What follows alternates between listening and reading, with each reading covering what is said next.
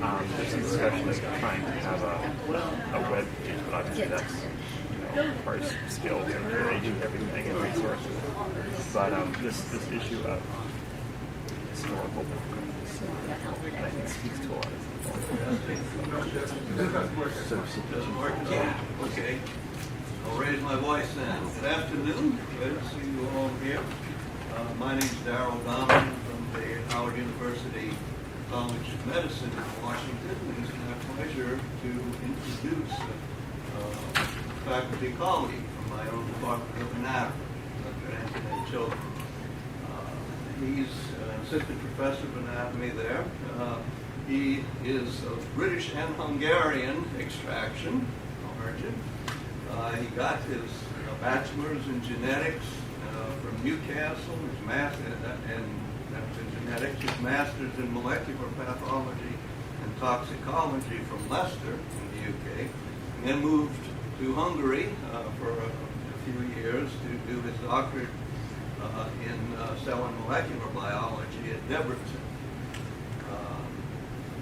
After that, he did postdocs at University of California, San Francisco, and at Brown University, working with genes, gene identification, gene cloning, and has developed a specialization in genes that cause progeria, which is a form of accelerated aging in humans, and working out the mechanisms of both that pathological and normal aging, and is now studying and developing animal models of progeria, as well as looking at aspects of human aging, role of stem cells, cellular reprogramming, epigenetic rejuvenation for the treatment of age-related diseases, all those sorts of interlocking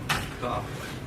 But today, he's going to do what we here at Cosmos and Creation really like to see done, which is to use that kind of an academic background as a springboard to go beyond, even in a speculative way, to broader implications, go as far beyond as you can. And it looks like you're going to go quite far indeed this time into the cosmos and into future possibilities for human life extension. So, Antonei, take it away. Thank you, Dr. Zone, and also thank you, Dr. Bloom, for the invitation. I'm very honored and very happy to be here. Please excuse the glasses. These are actually prescription lenses. So today I'm going to talk about human life extension, but it's really only like the last third of the lecture that I'm going to be talking about biology per se. Like the first 2/3 are much more philosophical. And I'm trying to put human life extension in a context of the meaning of the cosmos. Like, why would we want to extend our lives in a big picture context? What would it be for? What would it serve? Whom would it serve?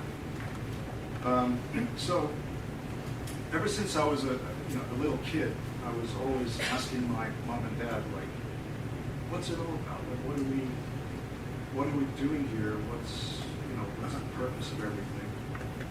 And including asking questions such as, why do we age? And especially to the third one, these three questions, why do we age? I distinctly remember my mother saying, well, why are you thinking about that? We'll never figure it out. Like it's, there are certain things in life that you have to accept, and you will never change them. And when you grow up, you'll understand that better. And I was maybe 5 years old at the time. I remember walking away thinking, I'm never going to believe that.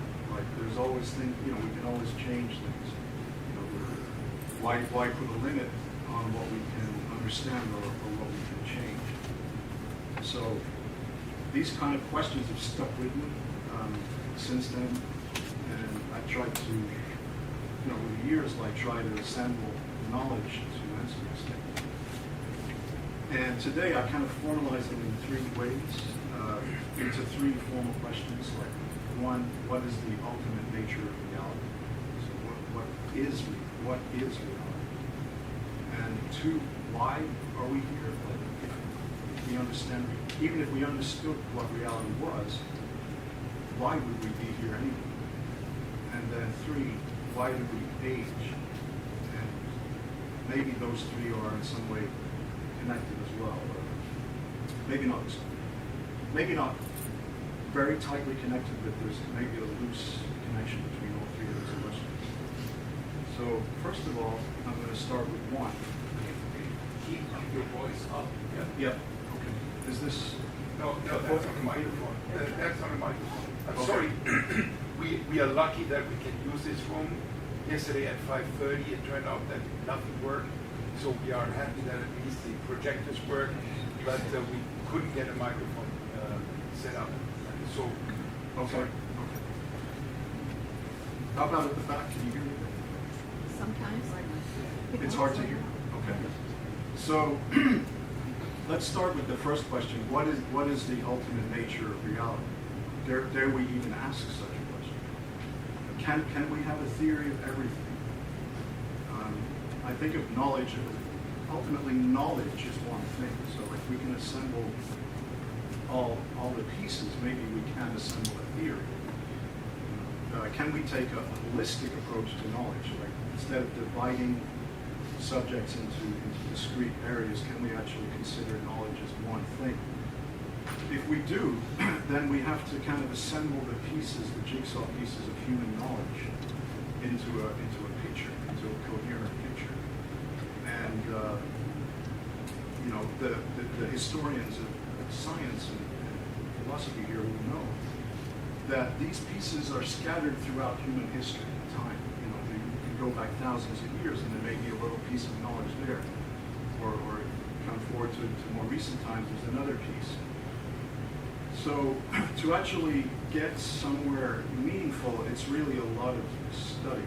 And I don't claim to reach the end point. So I still think of this as a process of understanding.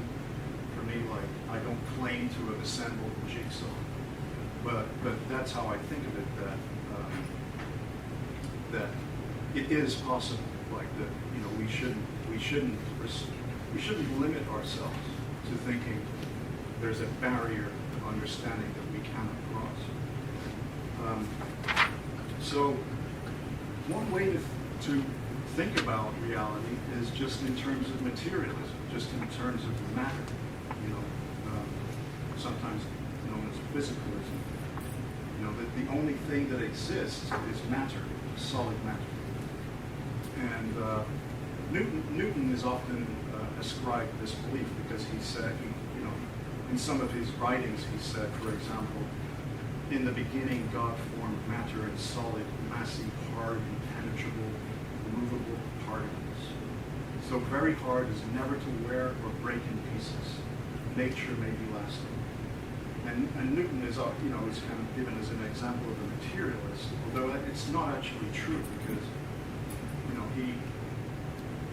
he wasn't quite as strict in his thinking, and he studied alchemy, and he was religious. He wasn't an atheist, as far as I'm concerned, although a lot of atheists hold him up as a great example of an atheist. He really wasn't, if you look at his writings and his life story. But in any case, can everything really be explained in terms of just discrete particles in Newton's laws? Like, does it hold up to scrutiny? Can we describe the universe as just simply a clock? Nature is a machine. It's just a bunch of gears, levers. For some people, this is a route to atheism. As I said, not in Newton's case. But is there actually rather a room for a ghost in the machine? Is there some other spiritual and mental component to reality? And in my opinion, some of the clues to answering that come from quantum mechanics. There were very actually shocking discoveries made in physics over the last 150 years that showed, that kind of really ended the materialist, physicalist schema. But it wasn't. It hasn't really been embraced as an idea, as much as it probably should have been. A lot of the great physicists, Heisenberg, Max Planck, and all of these people that were involved in the formulation of quantum mechanics, Niels Bohr, they really came to the conclusion that modern atomic theory no longer allows any naive materialistic concept of the universe. They weren't really looking for spirit or mind-like qualities in the universe, but they were kind of pushed to them and they kind of found them by accident. But there is quite a bit of evidence that they were almost scared to bring that to the attention of the public.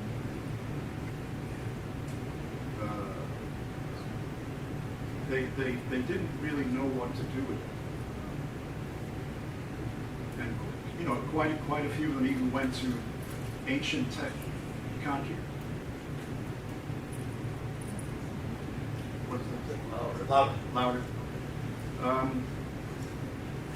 So Oppenheimer, for example, was so inspired by the results of quantum mechanics that he studied ancient Vedantic Hindu texts. He learned Sanskrit, but you very rarely hear about this. What was the evidence that they found?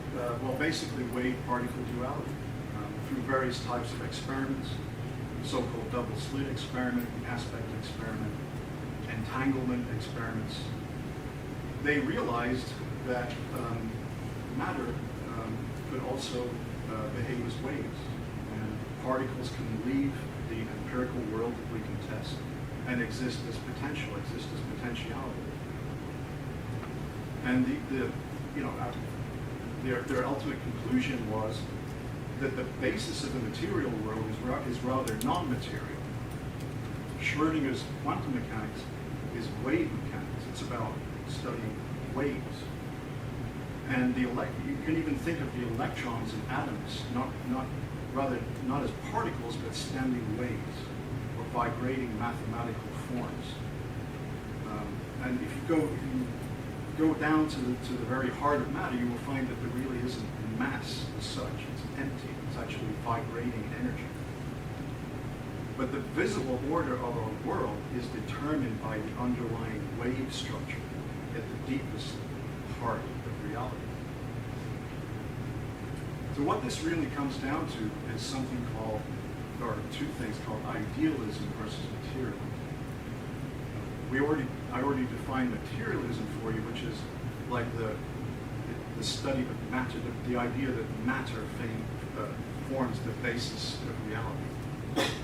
Whereas idealism is rather that mind is the ultimate reality. And this has been a debate that's been going on for hundreds, thousands of years, basically. Which is the foundation, idealism versus materialism. In my opinion, science can't tell us ultimately what the world is like. And by science, I mean just pure empirical science. So if you observe the world with your five senses, it instructs us, but it can also deceive us because we don't have direct access to the quantum level. We can't directly perceive the idealist layer. We can only access it through rationality, or mathematics, which you could think of as kind of like a sixth sense. So the experiments may reveal anomalies, but they have to be understood rationally. They can't be perceived with the five senses. So if you really look at quantum mechanics, the indications are that the basis of reality is non-material in the strictest sense. It's an invisible part. You can't really measure it. Matter is energy. It's empty. So quantum mechanics supports idealism, I believe. mental aspect to reality. And mind is kind of a cosmic problem. And the consequences are what's called a holographic universe. The visible reality is based on non-local quantum phenomena that transcend the materialism of classical physics. And this has been described by philosophers in different ways. For David Bohm, for example, who was a physicist, he was a student of Einstein. He developed a system where he called the visible, tangible reality explicate order. And in Kant's system, for example, that would be phenomena. And Bohm called the deeper layer, the underlying layer of reality, the implicate order. And the implicate sort of unfolds to become the explicate. In Kant's system, this would be the noumena, or the forms of Plato. And one of the basic ideas in the implicate order, in the noumena, is the idea that all things are numbers, all things are ultimately mathematical, but they become expressed as matter that we perceive. So, in the concept of idealism, that mind is the ultimate reality. What is mind? Exactly? How would you define mind? Well, one way to define it is mathematics. The ultimate, what's known as the arc, like the foundation of reality, is mathematics. And I'll talk a bit more about the arc in a few later slides. But this idea goes back thousands of years, all the way to Pythagoras, maybe even earlier. The idea that all things are ultimately numbers. That the harmony of the cosmos is based on the ratio of numbers. And various philosophers have put it in different ways. Number was the first model of things in the creator's mind. Real atoms are material things with mathematical forms. Dr. Rowan Williams, the Archbishop of Canterbury, you may remember from Dr. Princip's lecture yesterday that he mentioned that debate between Richard Dawkins and the Archbishop. Right at the end of that debate, the Archbishop said, in reference to God, let's call him a combination of love and mathematics. So even the Archbishop, at the end of that debate, was talking about this thing. So if we go with the notion that mathematics is the foundation of the art, where does mathematics exist? Where does it come from? I believe it exists in what's known as the singularity, which is a non-physical existence outside of space and time. It's uncreated. It's never been created, but it is necessary. It's eternal. It exists outside of space and time. It's composed of an infinite number of mathematical monads, according to the system of Leibniz. It's mind-like. It has infinite potential. It's not necessarily conscious, but it has an infinite potential to become anything. And it would also be known as the all in Neoplatonism and various Hermetic philosophies. So it would be something that was never created, but by necessity must exist. And it has infinite potential within it, and can express that potential. And it would be a mathematical system. Why do I believe in the idea of a singularity, which could also be called God? Well, let's go to first principles. Can you have existence coming from non-existence? So can you have the universe come from nothing? In my opinion, that's a logical impossibility. So if you have absolutely nothing, and I don't mean quantum fluctuations or some kind of quantum foam or something like that. I mean absolutely nothing. you cannot have existence come from nothing. So that's a logical impossibility. And one of the oldest sort of questions in philosophy is, why is there something rather than why is there just nothing at all? It's a very deep question. One possible answer is that nothing cannot exist. So if you say there is nothing, that means that nothing exists, but that can't be. You can't have nothing, because then nothing exists. So in some ways, there's a logical paradox there, which means that nothing is a forbidden state. Like you can't have nothing. Like you always have to have something. You always have to have some kind of existence. Because if you could have nothing, if it was possible for to be nothing, there would always be. If that would be it, we wouldn't be here. If nothing was possible, there would never be anything. Because where would anything come from? So nothing is forbidden. There has to be something. So how do you resolve that paradox? If there's, you have to have something.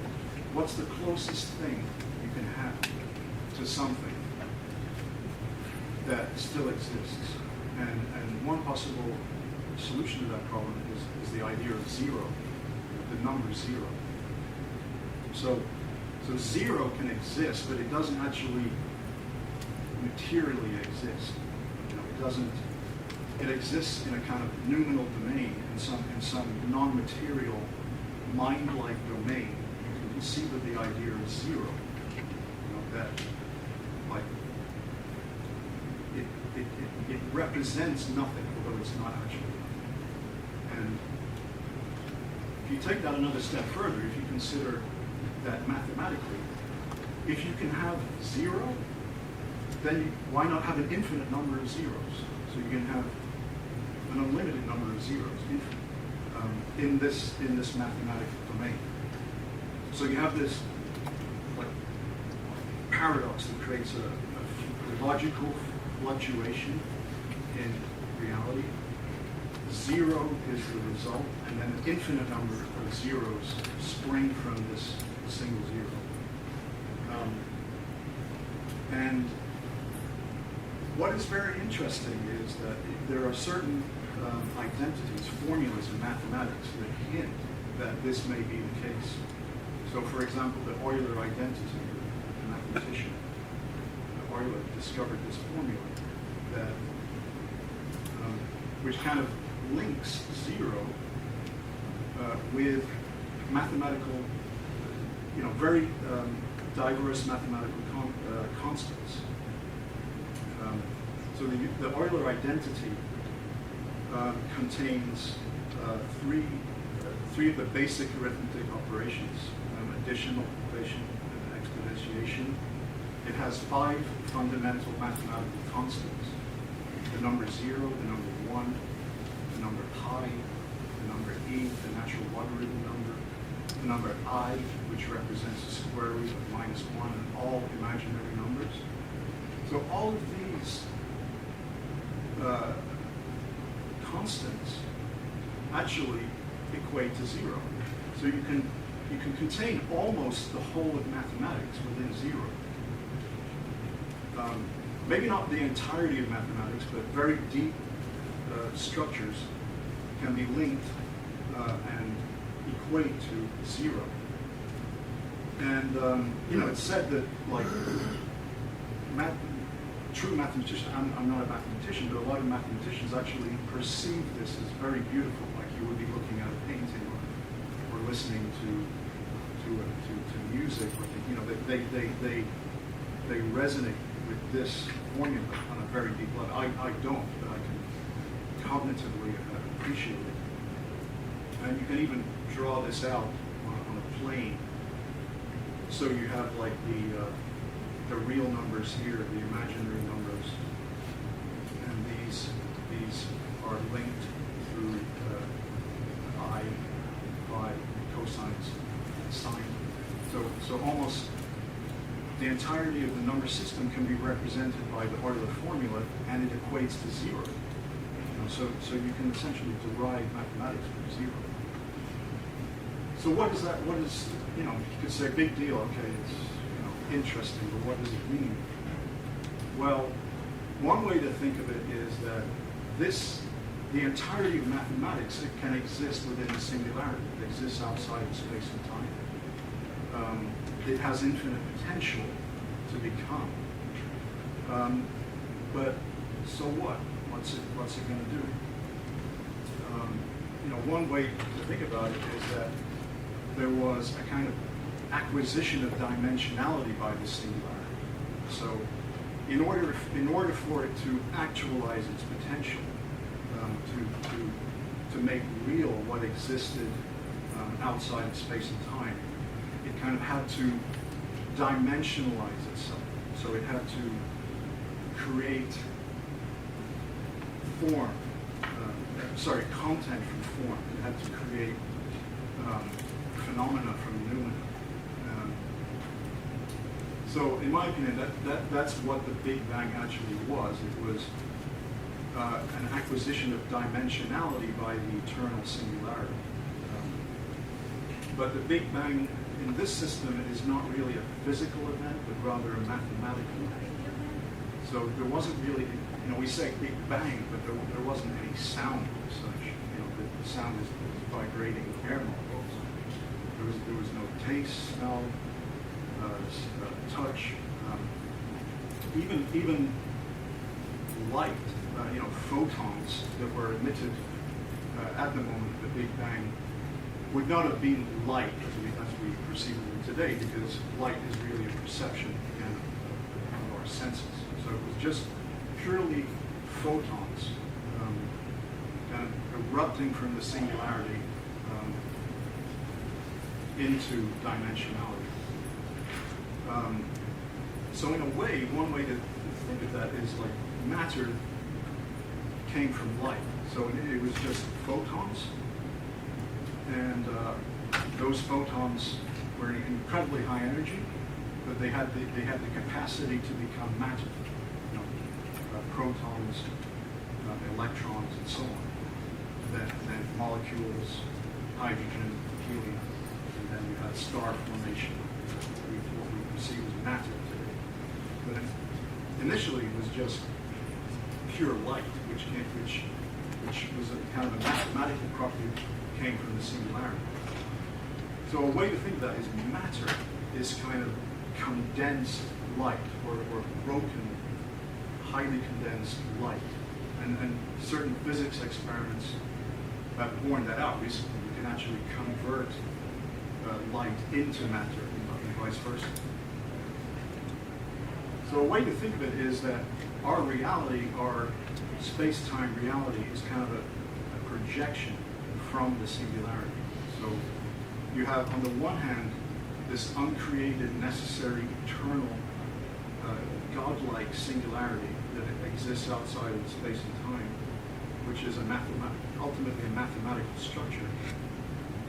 You could call it the one in the Neoplatonic system, or like a Gnostic kind of interpretation, otherwise known as God, versus our space-time reality, which is created. It's kind of unnecessary in some ways. It's temporal, it's limited in time. It exists in space and time, and everything is discrete. Everything is locked into a grid, so to speak, a space-time grid. And this kind of goes back to, again, Neoplatonism. Neoplatonism is an ancient religion. The idea was basically that everything is an emanation of the one. Everything comes from the one, the uncreated one, which is eternal, and the one emanates from itself. It begets different sort of layers of life, initially imperceptible, but kind of stepping down from the one. You have different sort of hierarchies of being. And in the Neoplatonic system, you would have sort of the equivalent angels and those kind of things would be the first emanations from the one, and a human being would be, later on. So, you can think of the Big Bang in a way as an emanation of matter from the one. In the Gnostic system, the way they talked about that was in terms of something called the demiurge, which was so they were trying to really understand the idea of evil. Why is there evil in the world? If God is all good and all-knowing, these things, why do we exist in a universe where there's potential for suffering and pain and struggle and strife and all these things? So the Gnostics, their explanation for that was that they made the distinction between the unknowable God, the one, which exists outside of space and time, the singularity, and the demiurge and creator. So in their system, the demiurge kind of stole part of the singularity away from itself. So this is represented here in this painting. So this is the one. This is the singularity. And part of it was kind of siphoned off to create our material realm. And the Gnostics believed that the demiurge was kind of antagonistic to the will of the one, to the supreme being. And it acted in an unconscious semblance of a true divine model. But his creation was fundamentally flawed, or formed with the malevolent intention of entrapping aspects of the divine one in matter, in materiality. So the demiurge kind of stole part of the singularity of the one and entrapped it in matter. So this is a Gnostic interpretation. So a human being would have this divine potential within us, but trapped in matter. So we're kind of locked in matter, but we still contain an aspect of the one. And the Gnostics interpreted this as, so that was their solution to the problem of evil. That was the only way that they could reconcile like an all-powerful, all-knowing God with a flawed universe. I'm not saying I believe it, but this is one explanation. And following from that, that they also believe that Christ, that Jesus, was a messenger from the one, rather than from the demiurge.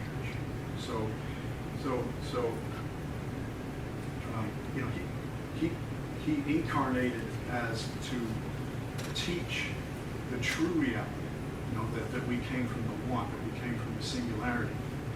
If you look at the Bible, you may see various quotes here and there, especially in the Gnostic Gospels, in the Nag Hammadi library Gospels, and the Gospel of Thomas, for example. So the non-canonical Gospels. But even in the Gospel of John, you will see various quotes that kind of sound like Jesus was trying to say something about that. For example, I am the light of the world, the light of the world. Whoever follows me will never walk in the darkness, but will have the light of life. Or for example, you won't be able to say, here it is, or it's over there, for the kingdom of God is already within you. The aspect of the one, the divine spark, is already within us. But it's trapped. The divine spark is trapped in matter, and ultimately trying to return to the one. But because we're all divided, we're all individuals, the entire universe is separated. Matter kind of consumes itself to survive, to propagate. So that's another explanation for suffering. Like the materiality necessitates suffering, because at least so far, because life consumes other life. which would not happen in the singularity. So that's kind of like the first question, what is the ultimate nature of reality? And as I said, this is for me like an ongoing process. I don't claim that this is the final word. So by all means, challenge me. I don't, I'm completely fine with it. It's just a journey for me. So the second question that I put at the beginning, why are we here? So if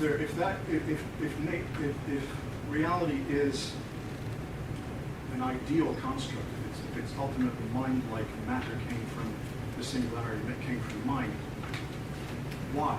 What would be the point of it? Like we just talked about the demiurge, that's one potential explanation, the Gnostic interpretation, that we kind of trapped in this domain. We have to return to the one. There are other possible explanations as to why are we here. For example, the universe was just designed this way all at once. It was designed, it was created this way. Or, for example, the mind-like qualities drive the universe. So it's an ongoing process of design. So it's self-driven by quantum processes. So it's rapidly enforcing choices. Even right at the moment of the Big Bang, choices were being made that led to optimum results.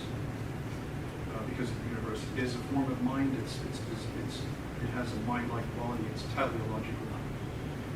Or we just live in a random universe that happens to be right. There's trillions of other universes, and we just happen to be in one that works, and nothing really needs to be explained.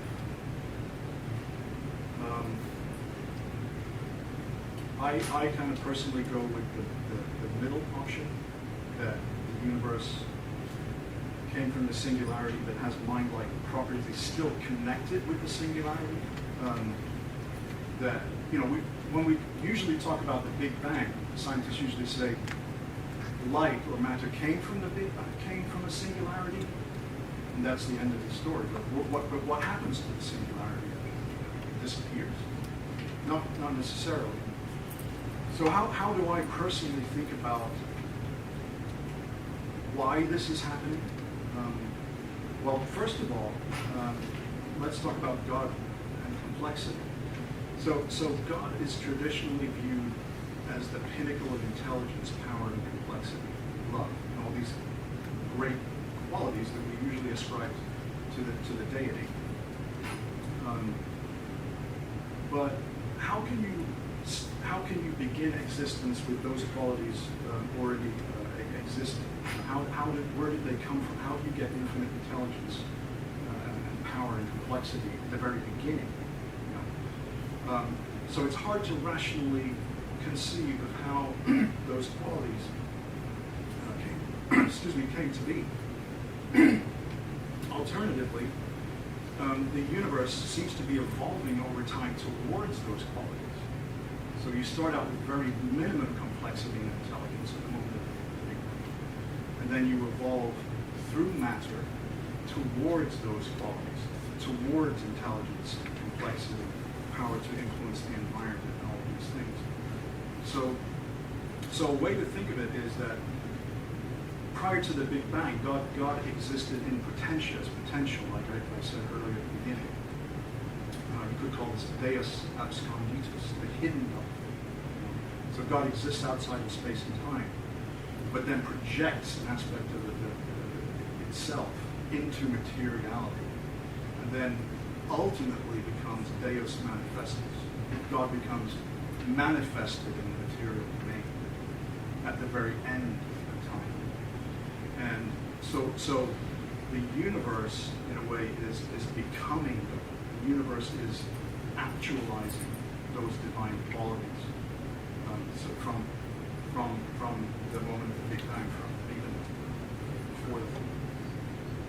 So the way I think of it is that outside, this is kind of outside of space and time. Chaos isn't really the right word, but like these two qualities kind of go together. So this would be equivalent to the one.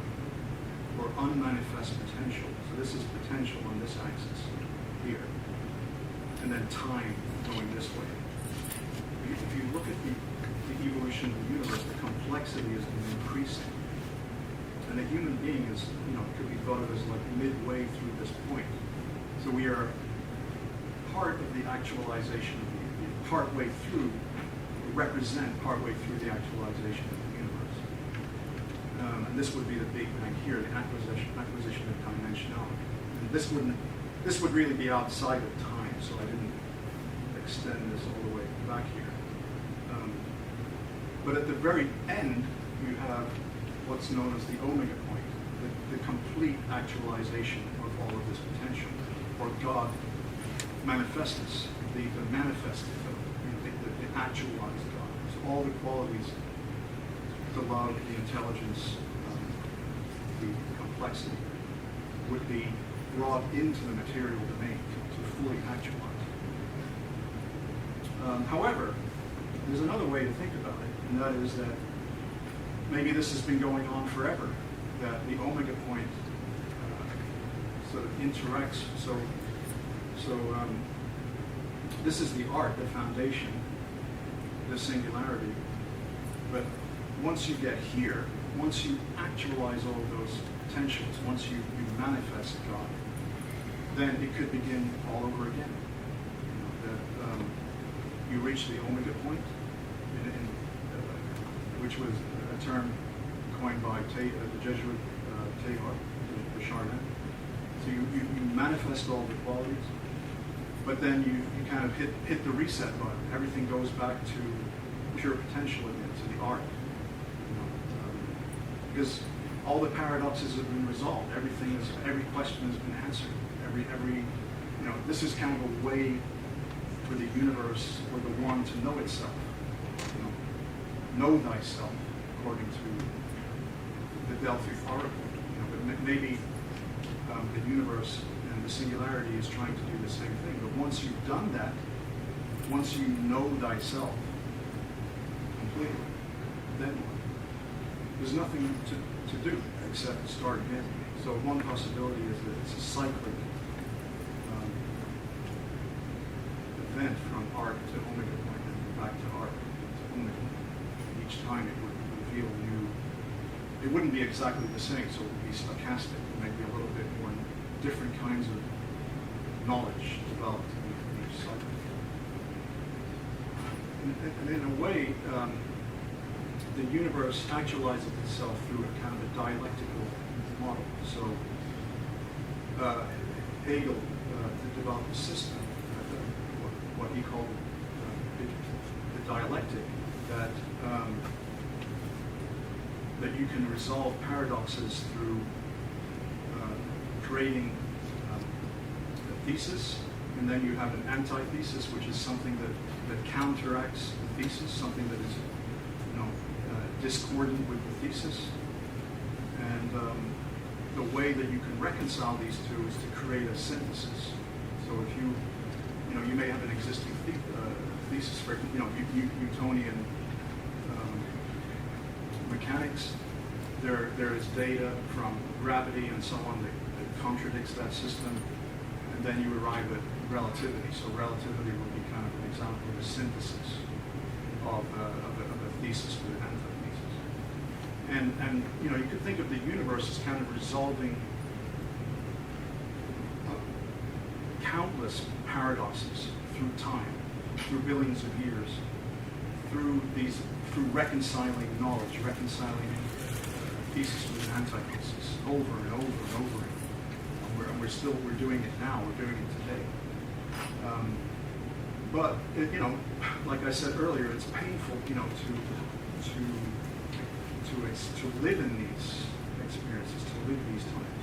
If you make a mistake or you realize that you didn't understand something, it can be painful. Or it can also explain evil because you're kind of having to. It generates competition, basically. So, like I said earlier, we live in a universe isolated individuals that are continually competing. So in a way, matter is consuming itself. So the Hegelian dialectic is kind of a different way of thinking about the concept of the demiurge. It's more of a sort of abstract way of thinking about it.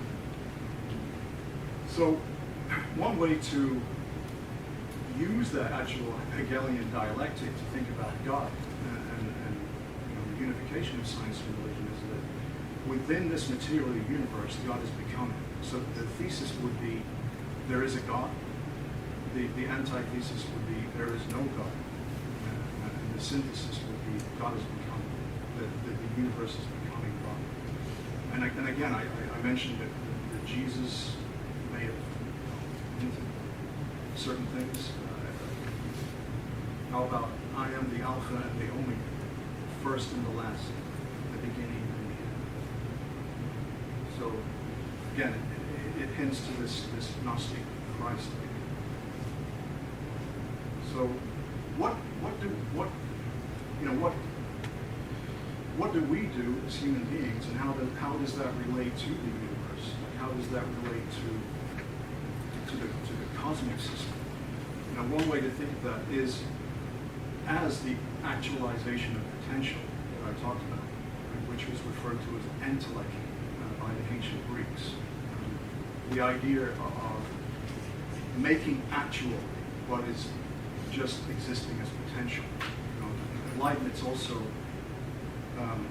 called his mathematical monads entelechies by virtue of their self-determined actualizing potential. And it's also been used in various aspects of biology. So the idea is that, we and the universe begin as potential, and we actualize our potential during our lives and during the cosmic life. Entelechy is the actualization of our potential. And you can think of it as kind of the meaning of life in a way is to actualize potential within the system. Whether it's just bringing happiness, wealth, knowledge, just enjoying yourself, helping others, living a long time, whether it's studying, gaining new insights into things. It's all ultimately an actualization of potential. It's bringing the potential into actualization.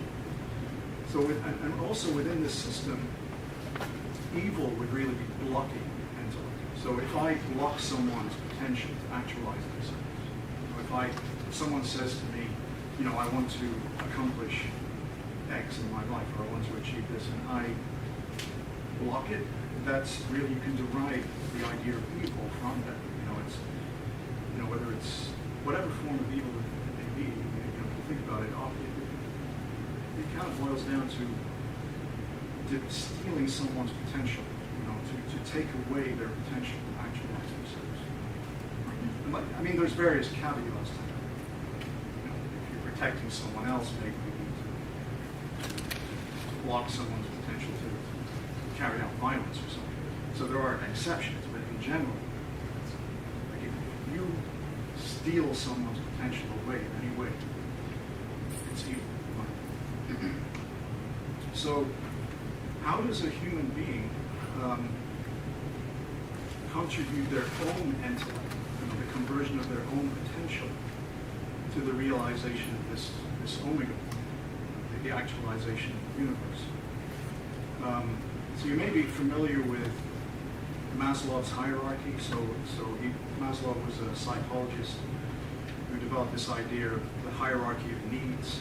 So a human being has various levels of needs in order to become self-actualized, starting with body needs, security needs, so food and water, a safe, secure place to live.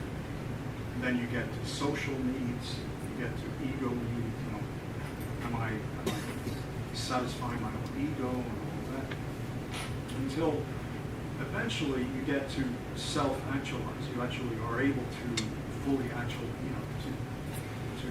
to realize your own potential. And you can think of, the universe is going through the same thing. So you start with the arc, the singularity and the Big Bang, stellar evolution, biological evolution. So So the universe is kind of, you may be familiar with this phrase, as above, so below. Like the universe is kind of a mirror of the human being and vice versa. So at some point, a human being can plug into, so to speak, the actualization of the universe. Like you can give your own potential to actualizing the universe itself, to contribute to it. And actually, Maslow never wrote this up in a book, but he actually had a higher level up here, which was self-transcendence. So he talked about like taking your potential, your intellect, not really focusing on your ego and self-actualization anymore, but using it to help others and transcend yourself. So one way to think about the meaning of life is it's to actualize the omega point. It's to use your own potential and contribute to the cosmic intellect, and ultimately return to the light. We are participants in this process. And like I said, as above, so below. The human life is a microcosm of the cosmos, of the universe. We are converting potential into actuality, and the universe is doing the same thing. Initially, in our lives, it's unconscious. So when you're conceived, as a single cell in the womb, your intellect, your converting the potential into actuality is completely unconscious. Like you have no thought put into that. So your intellect at that time was automatic. It was unconscious, but it becomes conscious during our lives. So it slowly converts from an unconscious actualization to a conscious one. And in a way, you could say, as below, so above. That's occurring on the cosmic level as well, because we are part of it. So, where does life extension fit into all this, you might be thinking? So, the way I see it, the acquisition of extended lifespans will allow the maximum conversion of our own potential into actuality, and the maximization of our intellect. Now, if a human life, if you make a serious mistake, if you misjudge something or don't understand something properly, it can set you back years, potentially decades. And sometimes, some people never recover from the mistakes they make because they just don't have the time. Personally, I think by the time that we get to a point where we really understand life and the way things work, we are already oftentimes more than halfway there. We don't have a lot of time to really express that actualized potential. So an extended lifespan would enable that to be greater utilized.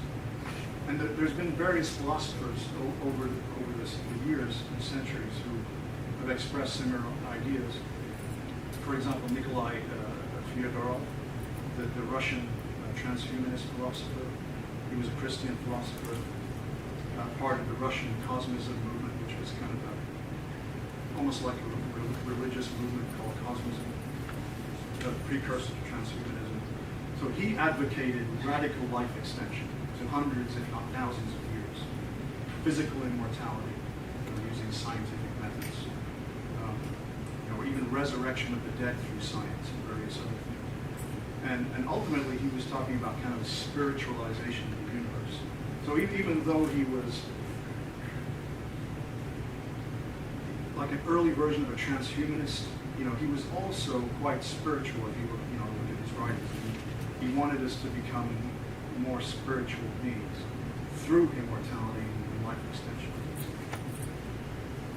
Alternatively, you have the Indian mystic Sri Aurobindo. He wrote a book called The Life Divine about the evolution of human life into a kind of a divine form. In his vision, there's a spiritual realization that not only liberates man, but transforms his nature, enabling a divine life on earth, or physical reality. And even though he came from a tradition of reincarnation, Hinduism and so on, he kind of turned it on its head. So he didn't want to reincarnate, he didn't want to return to the spiritual domain. He wanted to stay here, and sort of, he believed that if there is reincarnation, there's an enormous amount of information lost each reincarnation cycle. So he believed that we should try to remain in the material plane to avoid reincarnating, not to try to come back, but actually remain. And he tried to become immortal, basically. He and his body. Ultimately, they didn't succeed. That back then the technology didn't exist. So, I'm trying to segue between like why we should extend our life into now how can we extend our life? Why do we age? I think I'll go a little 10 minutes. So why do we age? I like the theories of August Weismann. So he was a German biologist, and he a long time ago came to the conclusion that aging and death are caused by worn-out tissues, basically. So, and this is a quote from one of his books. Death takes place because a worn-out tissue cannot forever renew itself, because the capacity for increase by means of cell division is not everlasting but finite. So he tied aging to cell division itself, or loss of cell division being causative for aging. Why did he come to that conclusion? He was an evolutionary biologist, and he studied ancient type organisms, such as Pandorina morum, Volvox minor. These still exist today, but they're similar to very ancient organisms. Pandorina morum is multicellular, but all of its cells are exactly the same. So all of its cells are identical. There's maybe a dozen cells. Versus Volvox minor, which is a little bit more complex, it has two types of cells: somatic cells and germ-like cells. So these somatic cells have only a limited number of division capacity, so they will stop dividing after a certain point. Whereas the germ-line cells in Volvox produce new Volvox, so these can produce the next generation. So during evolution, between an organism like this and one like this, there was a split in the characteristics of the cells into somatic mortal cells and germ-like immortal cells. And this has persisted to the present day. So through billions of years, you have life being maintained in the germline. So life itself is immortal, on Earth.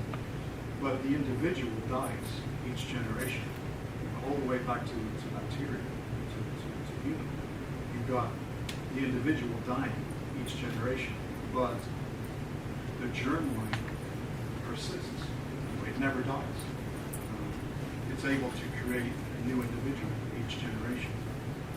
So, Weismann realized that what is the difference between these? In the individual, the cells stop dividing. They reach a certain point and then they don't divide anymore. Whereas in the germline, they can grow forever. So you can take these cells, you can put them in culture, and they will never stop growing, basically.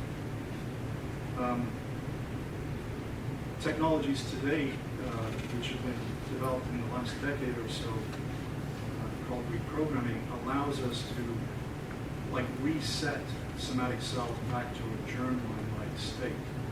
So Dr. Wright, for example, does this kind of work, where you can basically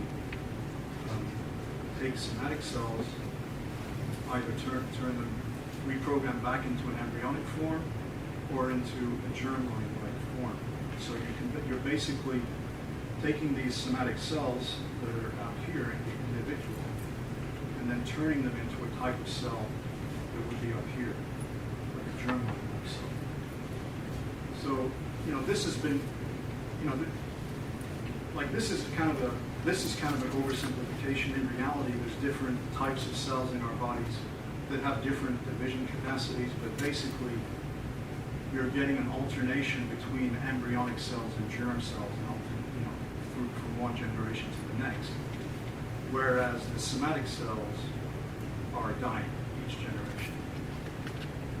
So what can we do in regenerative medicine, what is the fundamental principle of regenerative medicine is to take the properties of these germ cells that don't ever lose the capacity to divide, take those unique properties and confer them onto somatic cells. Can you make sort of a cell that's midway between the two? Can you sort of take a skin cell and give it the properties of these indefinite division potential, make it somewhere in between? So it won't be like an embryonic cell, but it will divide forever. So that's one way to go about it. And what's the other evidence that loss of cell division is the cause of aging? Well, there's various types of damage that occur in cells. So this has been going on for many decades in aging research. There's been different types of damage found in cells: telomere loss, mitochondrial damage, abnormal chromosome numbers, DNA damage, changes in gene expression, so-called epigenetic alterations. And they all lead ultimately to senescence or loss of cell division. So it doesn't really matter what the damage is exactly. If you cause cellular senescence, you will cause aging. And this has been demonstrated in a mouse model where without any of this damage, if you just block the cells from dividing, you will cause that mouse to apparently age. So this is what I refer to as the causal nexus. It's not actually the direct cause, but it's the link between the damage and the actual phenotype of aging. So what happens to our bodies. And there's various ways that you could sort of confer those properties through reprogramming. I'm not going to get into the details of that, but basically different labs are working on ways to partially confer the properties of germ cells onto somatic cells. What if we do that? What about overpopulation? It can become a problem. Personally, I kind of lean towards the idea that maybe we are the first civilization in the galaxy, if not the universe. I'm not going to get into the detailed discussion of that right now, but if we are in fact the first civilization, then we have a huge responsibility to the universe and to the cosmos. We have a privilege to determine the future of the universe. If we are the first civilization to arise, you cannot get a greater responsibility. It's inconceivable. Also, there may be no more important time to be alive in human history, because all of these technologies are kind of coming online, so to speak. Life extension, search for extraterrestrial intelligence. We should know within the next couple of decades whether we really are alone. We have artificial intelligence coming on. How far can that go? Exploring the solar system. These are huge responsibilities to do things right, because it can lead to paradise or the worst dystopia.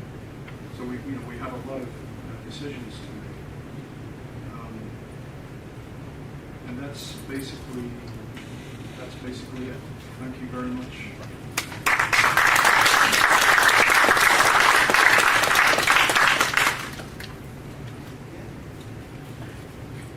Questions? So from a reproductive biology standpoint, let me just say that we are the way the germ cells make more germ cells. So from that perspective, we already are immortal. As far as the germ cells. And to make maybe a bad joke, if I was immortal, I'd have to go to an infinite number of faculty meetings and I would kill myself.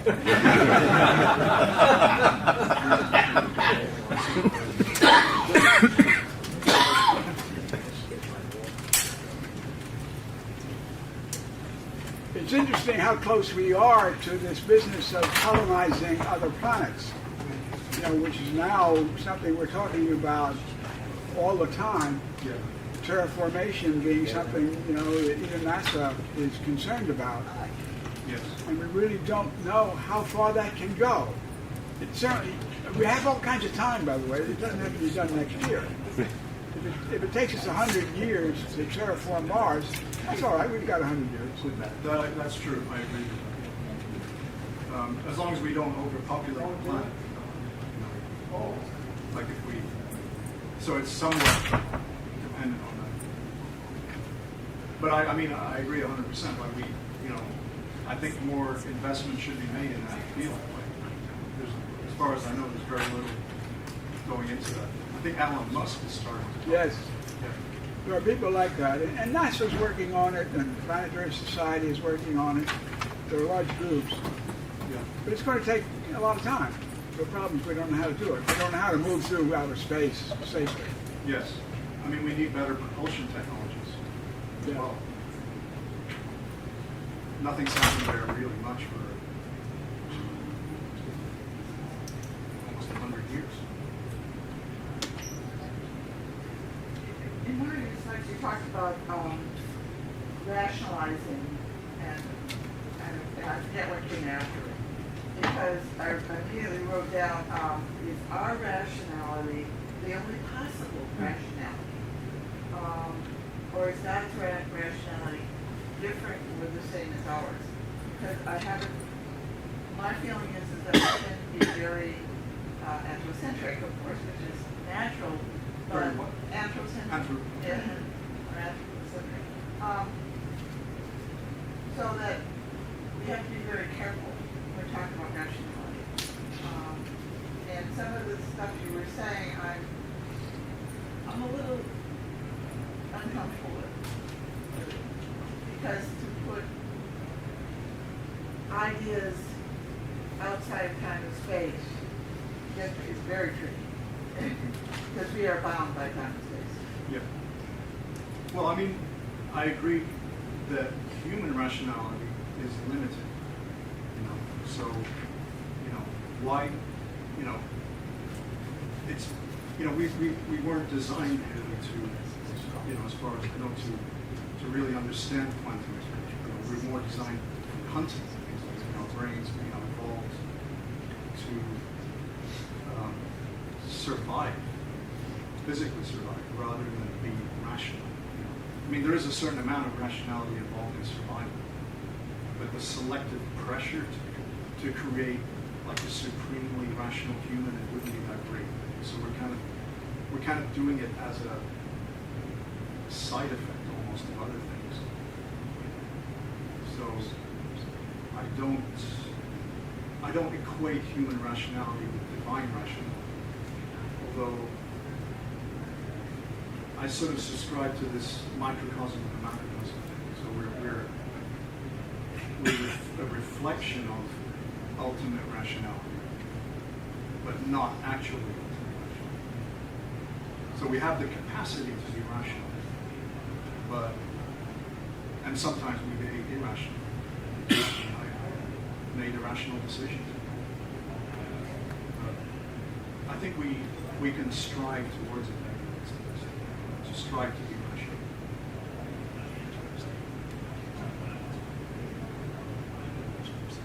How do you reconcile a universe that through time is increasing in complexity to an omega point with the entropic universe that physically seems to be just drifting farther and farther apart until billions of years from now will be just very cold kind of cosmic soup?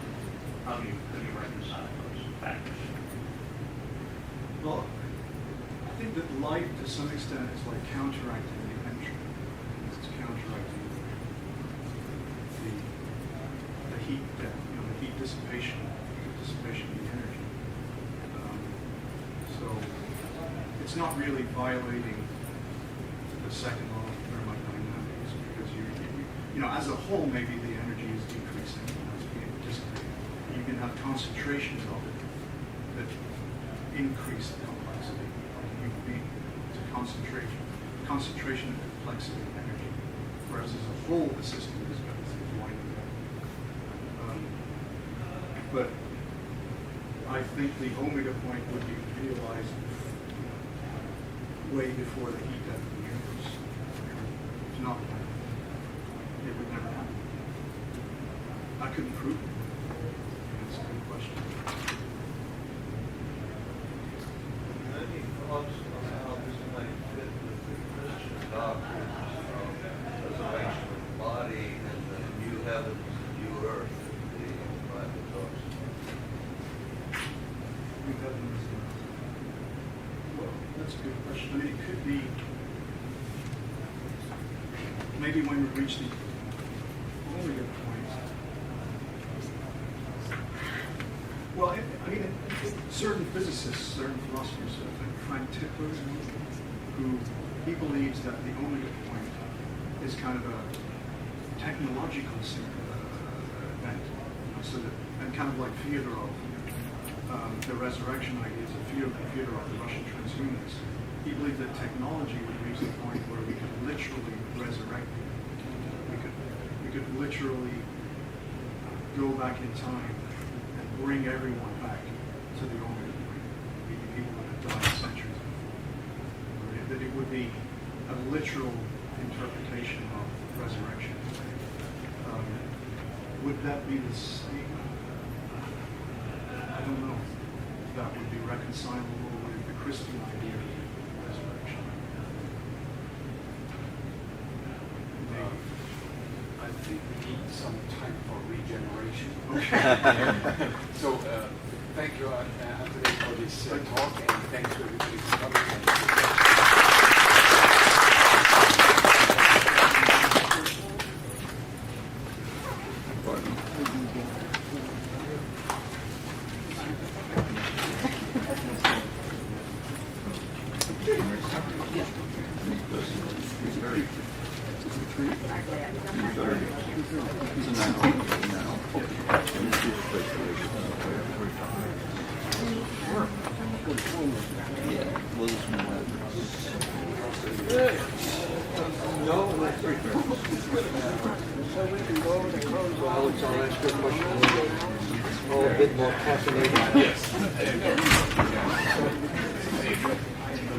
Essential for you. We haven't met you yet. Todd Novak. Sorry. Coming here for, I guess, 20 years ago.